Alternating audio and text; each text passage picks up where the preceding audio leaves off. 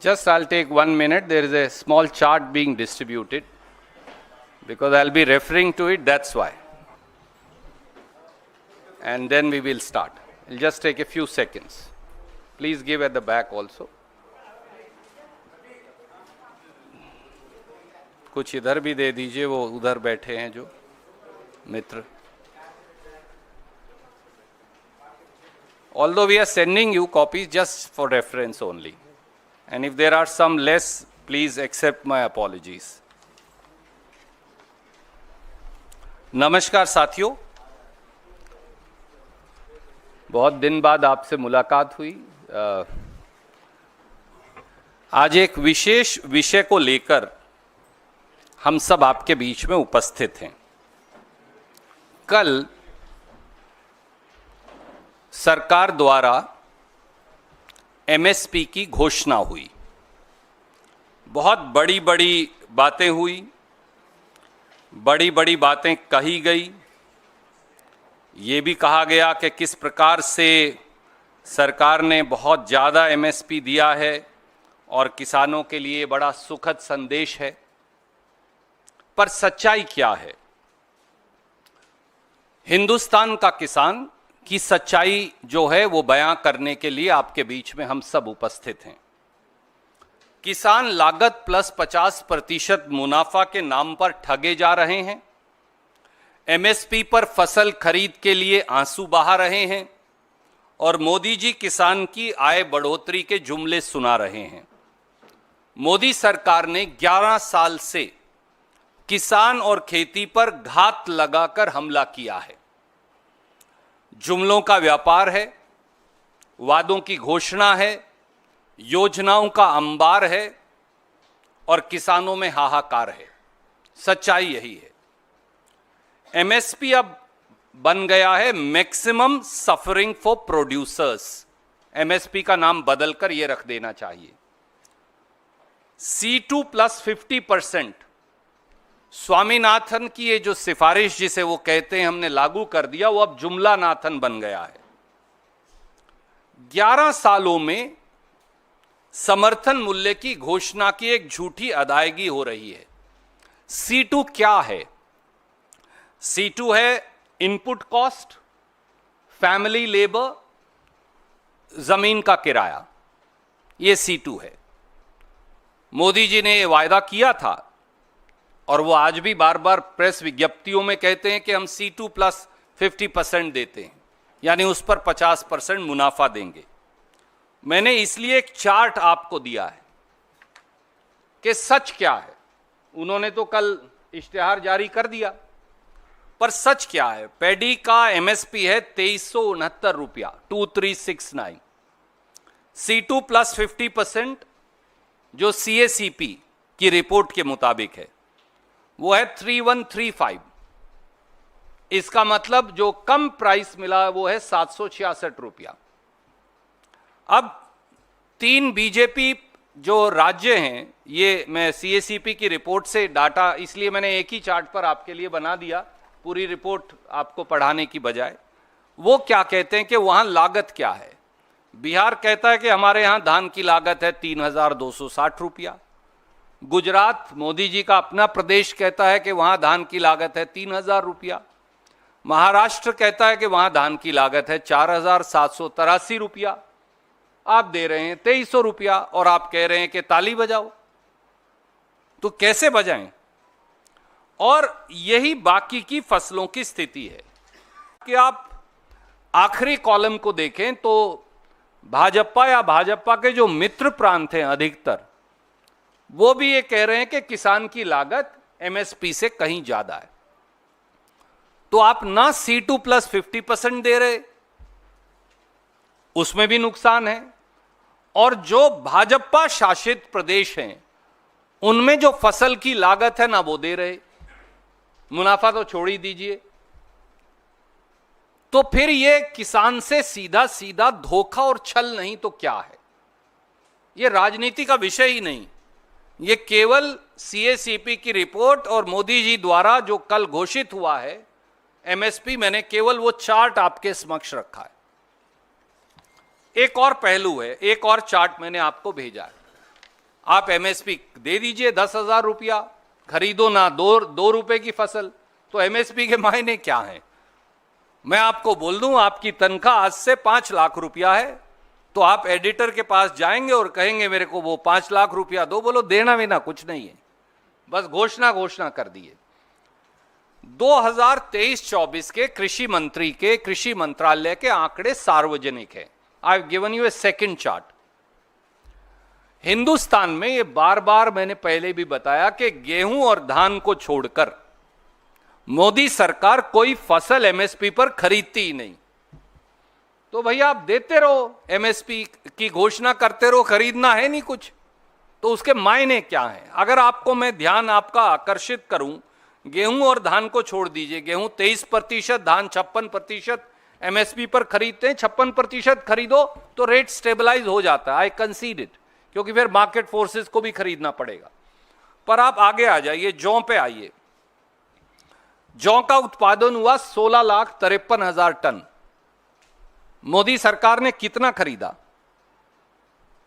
0, एक दाना भी नहीं खरीदा एमएसपी पे। ज्वार पर आ जाइए, उत्पादन हुआ 47,37,000 टन। मोदी सरकार ने खरीदा कितना? 3,23,000 टन। तो 44 लाख टन अगर आप खरीदेंगे नहीं तो उसे एमएसपी मिलेगा कैसे? मक्का पर आ जाइए, 376,65,000 टन देश में मक्का का उत्पादन हुआ। आपने कितना खरीदा? 5,000 टन। 376,65,000 टन में से 5,000 टन खरीदा। तो आप करते रहिए एमएसपी की घोषणा, खरीदना तो है नहीं आपने।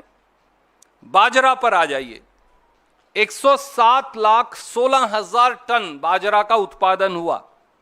यह सरकार के आंकड़े हैं। उन्होंने खरीदा कितना? 6,96,000 या 7 लाख टन। रागी पर आइए, 16,70,000 टन उत्पादन हुआ, 2,31,000 खरीदा। चना बहुत बड़ी संख्या में देश में पैदा होता है, चने का किसान तो यहां से लेकर दक्षिण भारत तक है। 115,76,000 टन चना पैदा हुआ। सरकार ने कितना खरीदा?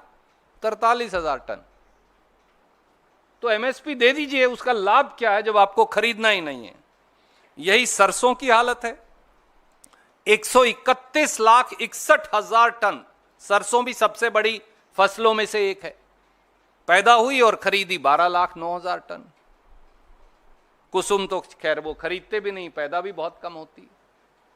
तो जब आपको खरीदनी नहीं तो एमएसपी का मायने क्या है? दूसरा सवाल। तीसरा सवाल, सब अखबारों में उन्होंने बड़े बड़े, मैं देख रहा था, एक मेरे दोस्त ने मुझे भेजा,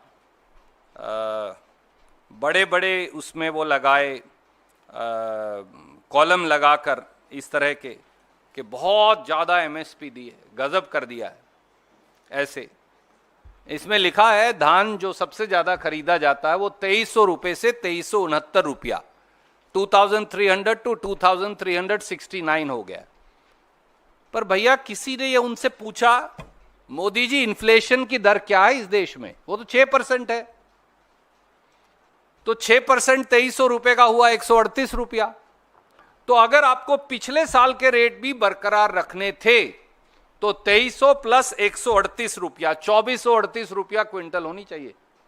नया रेट मत दो मुझे, केवल इन्फ्लेशन तो दे दो, क्योंकि एक तरफ तो इन्फ्लेशन है, दूसरी तरफ डीजल के दाम बढ़ा रहे हैं आप, तीसरी तरफ आप बिजली का दाम बढ़ा रहे हैं, चौथा आप बीज का दाम बढ़ा रहे हैं, और पांचवा मेरा जो खाद है उसकी आपने सब्सिडी काट दी 24,000 करोड़ रुपया। 23-24 में ये सब्सिडी थी 1,88,000 कुछ करोड़। इस साल 2024-25 के बजट में है सब्सिडी 1,64,000 करोड़।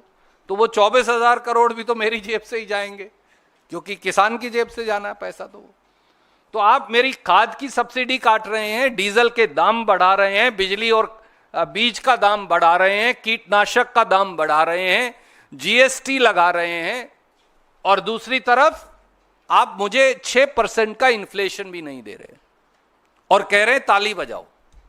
कैसे बजाएं ताली? चौथा, एक एग्रीकल्चर स्टैंडिंग कमेटी है पार्लियामेंट की, सहयोग से मैं भी उसका सदस्य हूं। हमने यूनैनिमस रिपोर्ट दी, उसमें बीजेपी के मेंबर्स भी शामिल हैं। तो ये नहीं है कि केवल कांग्रेस के हैं, हमारी तो माइनॉरिटी है, मेजॉरिटी में तो उनके लोग शामिल हैं, दूसरे दलों के भी। उन्होंने दो बातें कही। एक कहा, भैया ये कोई फायदा नहीं है, एमएसपी गारंटी का कानून बनाओ। दूसरी सिफारिश की हमने कि जीएसटी जो है खाद पर 5% है, कीटनाशक दवाई पर 18% है, ट्रैक्टर पर 12% है, ट्रैक्टर के जो टायर हैं या दूसरा सामान है उस पर 18% है। ये जीएसटी हटाओ, खेती से टैक्स हटाओ, खेती को टैक्स करना बंद करो। उस रिपोर्ट को प्राइम मिनिस्टर ने लिया और रद्दी की टोकरी में डाल दिया। तो अब आप पार्लियामेंट की भी नहीं सुनेंगे। आप एमएसपी नहीं देंगे C2 प्लस 50%, आप एमएसपी पर खरीद नहीं करेंगे जो आप घोषणा करते हैं, आप एमएस रेट बढ़ाकर हमें 6% इन्फ्लेशन भी नहीं देंगे, और आप ना एमएसपी गारंटी का कानून देंगे और ना खेती से टैक्स हटाएंगे। और इसके अलावा एक आखिरी पहलू, क्योंकि मैं आपका समय नहीं नष्ट करूंगा, 6 बड़ी स्कीम्स का एक चार्ट मैं आपको और भेज रहा हूं, मैं इसमें नहीं भेज पाया। इन्होंने 3 लाख करोड़ खर्च ही नहीं किए। This is that chart, I am not going to read it and waste your time. I made a chart, I am sending it to you. खेत और किसान से इतनी नफरत बीजेपी की सरकार को है कि उन्होंने 3 लाख करोड़ खेती की स्कीम का खर्च ही नहीं किया। ये इनके बजट का डेटा है, मैंने तो कहीं से और लाया नहीं, इसमें मैंने लिखा है, तो आप जरूर इसे देख पाएंगे। तो इतनी नफरत क्यों है खेत और किसानी से? और बोलते हैं ताली बजाओ, हमने रेट बढ़ा दिया। उल्टा किसान को नुकसान होने वाला है। 138 रुपया तो इन्फ्लेशन का आना चाहिए पिछले साल के रेट पे, आप मुझे दे रहे हो 69 रुपया, और ये सारी चीजें महंगी कर रहे हो। तो इसलिए प्रधानमंत्री जी को अपनी जबान पर विश्वास करके हिंदुस्तान के 70 करोड़ से अधिक किसान और खेत मजदूरों को जवाब देना चाहिए। कोई सवाल आप पूछना चाहें तो स्वागत है।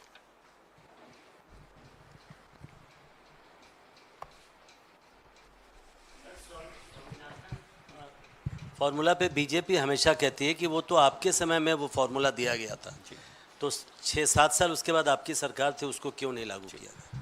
तो मोदी जी को ये कहना चाहिए कि वो स्वामीनाथन रिपोर्ट को रिजेक्ट करते हैं, पर वो तो कह रहे हैं हम तो स्वामीनाथन लागू करेंगे।